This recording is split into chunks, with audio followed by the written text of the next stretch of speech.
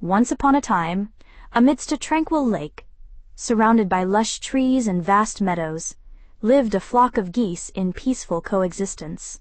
In that flock, there was a goose with feathers as pure white as the first snowflakes of winter. Its feathers were so clean that when the sunlight hit them, they shone beautifully like radiant snow. That goose was very proud of its beauty. It often looked at its reflection in the clear water and sighed contentedly, thinking to itself, "I am the most beautiful goose in the flock. No one can compare." As time passed, pride gradually turned into narcissism.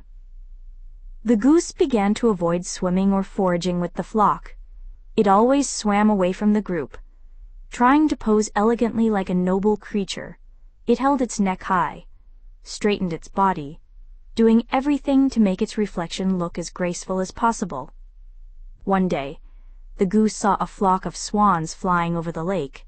The swans flew freely, in an orderly line, and the gentle flapping of their wings was indescribably elegant. The goose stared in fascination. It felt that even though its beauty stood out among geese, it still couldn't compare to swans in the slightest.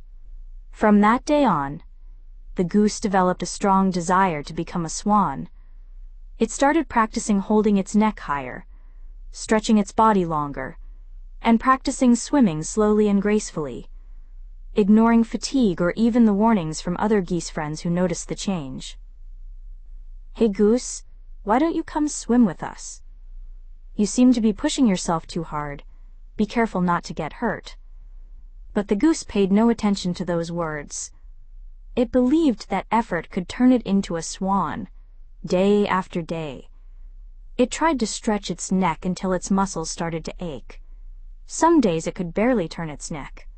But it didn't give up. One day, while the goose was swimming alone in the middle of the lake, an old frog quietly swam up and rested on a lily pad nearby.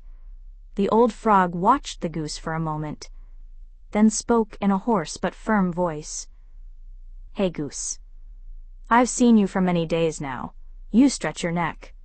Practice walking. Practice swimming like a swan. You try very hard.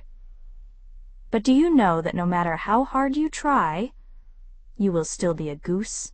The goose turned to look at the old frog with a slight surprise before replying, "But I want to be a swan. I want to be beautiful and elegant like them."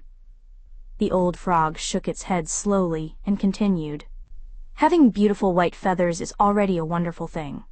A goose is a goose, and a swan is a swan. Each has its own kind of beauty. Forcing yourself to be something you're not will bring you more suffering than happiness." Those words made the goose pause. It looked at its reflection in the water again. But this time, it wasn't looking for beauty or elegance. It started to question itself for the first time. Am I deceiving myself? This story teaches us that trying to be something we are not may cause us to forget the true value we already possess, and clinging to the illusion of perfection may cause unnecessary suffering. This is because, in reality, the beauty and value of each life are not found in comparing ourselves to others, but in accepting who we are and seeing the value in what we are.